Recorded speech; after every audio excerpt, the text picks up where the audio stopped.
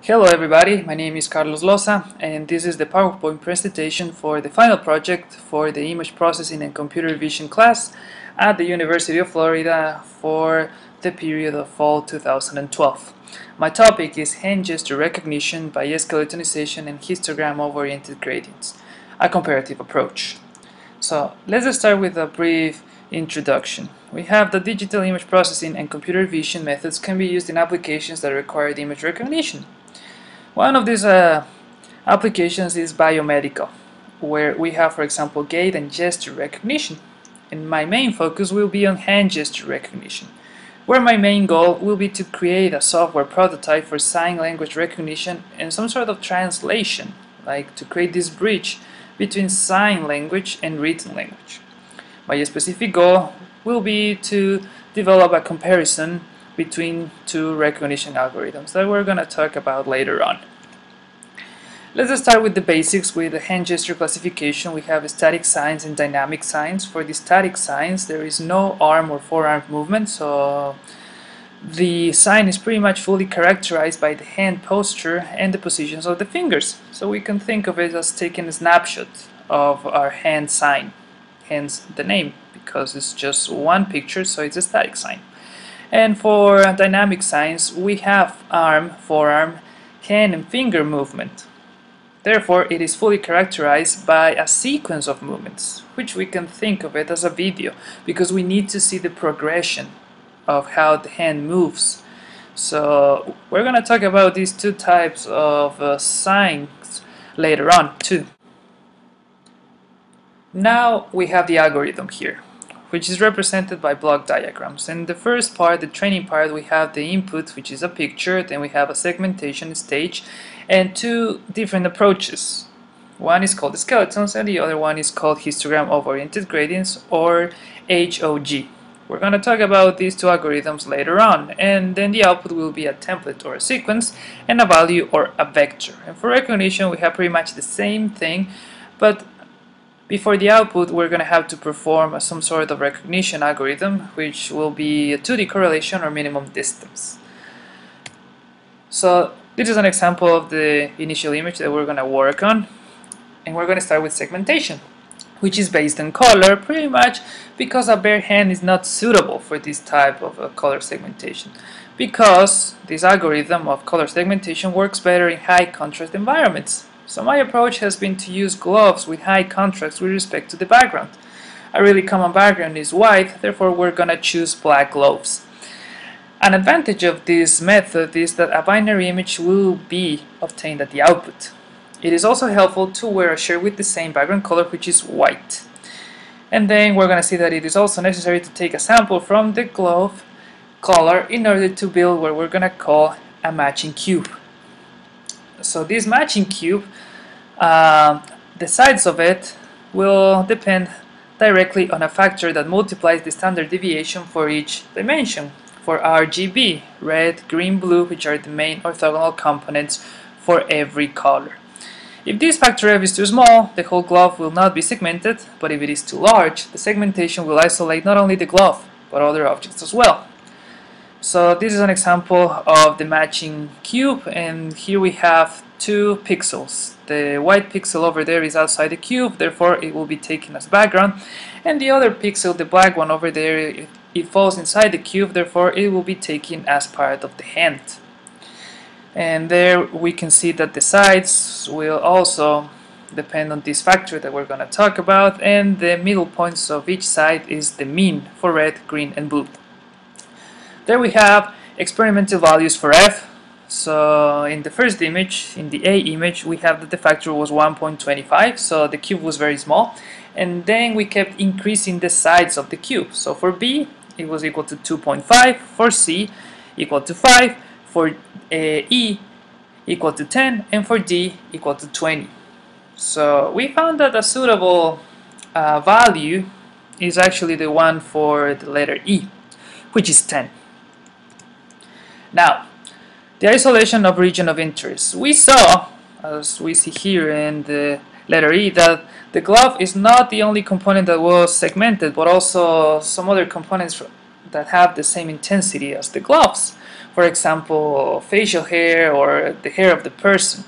So the region of interest will be the glove. This is called ROI, or region of interest, and to isolate it we need to label the connected components in the segmented image and compute their areas. Now the object with the largest area will be the glove. Additionally, we're gonna visualize it in a better way with a bounding box. So this is what we have over here. So now we got rid of everything else except the hand. So now we're going to talk about the skeletons, which is the reduction of an image to a basic set of connected lines. It is an iterative process of successive erosions and openings, which are morphological operations over binary images. So there we have the formulas, where B is an structuring element and K is a factor that determines the number of successive erosions of A. So if K increases, the final binary image will become thinner, which is good, because pretty much what we want to do is to reduce our region of interest to a basic set of connected lines, pretty much like what a skeleton looks like, hence the name, right?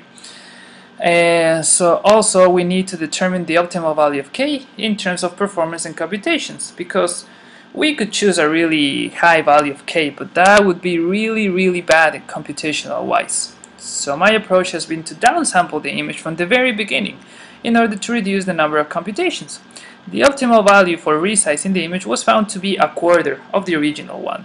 So for my case it's 180 times 320 pixels. So it's a smaller image, but we'll see that this is actually really good for the skeletons and the computations. So here we have the experimental values for this value K.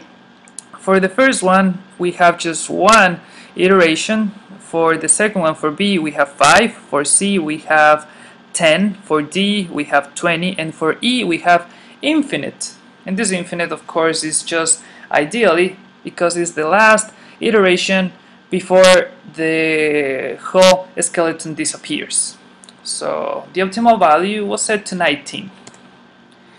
Now, let's talk about the skeleton and template or sequence. So for static hand gestures, the skeleton is saved in the local hard drive in a standard size. We have chosen this size as 105 times 75 pixels in order to remove a specific position dependence. And this is very important. We're going to see why later on in the recognition part. And this binary image will be known as a template. And for dynamic hand gestures, the skeleton is saved in a size of 180 times 320 pixels, so it's the entire resized picture size. And this binary image will be known as a sequence. So there we have template for static and sequence for dynamic. So this is an example for the number 4 sign, the skeleton template. And for the can sign, we have the skeleton sequence. And now we're going to talk about the other algorithm that we're going to compare the skeletons with, which is histogram oriented gradients, or HOG. So here we're going to take into account pixel orientations that are described by the direction of the local gradient. So my approach is to use the Sobol operator for edge detection. The Sobol algorithm implements the computation of the gradient by spatial filtering. So there we have the two filters for the x direction and for the y direction. So this can be done pretty much by 2D convolution of the image with these filters. But we're lucky because MATLAB has an edge detection function that uses the Sobol operator, and two of the outputs are actually the borders for x and the borders for y. And here we can compute the amplitude. Pretty much is like straightforward, just a square root of the sum of the squares for x and y. And for the direction is also a simple arctangent of the y component over the x component. Now both amplitude and direction are of course matrices. Okay, so now for the histogram oriented gradients computation. We're gonna notice the number of pixels oriented in a specific direction, and we're gonna compute it with the formula right there, which is the double summation of the delta, Kronecker delta, of theta, or m comma n, which is the matrix for the direction that we had in the previous slide, minus I, where I goes from 0 to 360 degrees. So what we're going to see is the change of the gradient in a specific direction. That's why we call it orientation. This is an example of how it looks like for the number 4 sign. So there we have, we could kind of like think of it as a Fourier transform because it represents the change in a specific direction or angle. So there we can see some peaks for specific directions. We're going to use this information for the recognition algorithm. Now for HOG template or sequence, for the static hand gestures, the mean of the orientation of the HOG is saved in the local hard drive. This value will be the equivalent to a skeleton template, but of course is a lot of less computations, and it will be less in size as well. And for dynamic hand gestures, the mean of the orientation of each of the HOG is saved in the local hard drive. This vector will be equivalent to a skeleton sequence. So here we can see the first difference. Pretty much for the skeleton approach, we're saving a matrix, an image, and here we're only saving a value or a vector. Now for the practical implementation, we have the hardware requirements, which are a laptop or desktop computer, which in my case is a MacBook Pro, the webcam, which is the one that is integrated in the computer, a FaceTime computer Full HD, and the software requirements is just MATLAB with the image acquisition toolbox. Now for the training set, which is the image acquisition process. So for each static gesture, a certain number of images will be recorded. The number of images will determine the efficiency of the recognition algorithm later on, but a value of 10 images was chosen. For each dynamic gesture, 5 frames were recorded, so this means that at the 30 frames per second it resembles the natural speed of the sign language. So now let's go to processing. For each of the static gestures, the final skeleton template is obtained by performing the logical OR operation between the skeleton of the template of the current frame and the skeleton template of the previous frame. So we're pretty much just adding the skeletons in a binary image. That's all that it means. And the result is a skeleton whose thickness depends on the number of frames acquired. The mean of the orientation of the histogram oriented gradients is calculated for each frame. So for this case, the result is a vector whose length depends on the number of frames acquired. And now for dynamic gestures, we have that the final skeleton sequence is obtained by performing the logical OR one more time, but here we're gonna see some sort of progression, which is what we saw for the can sign previously in some of the slides.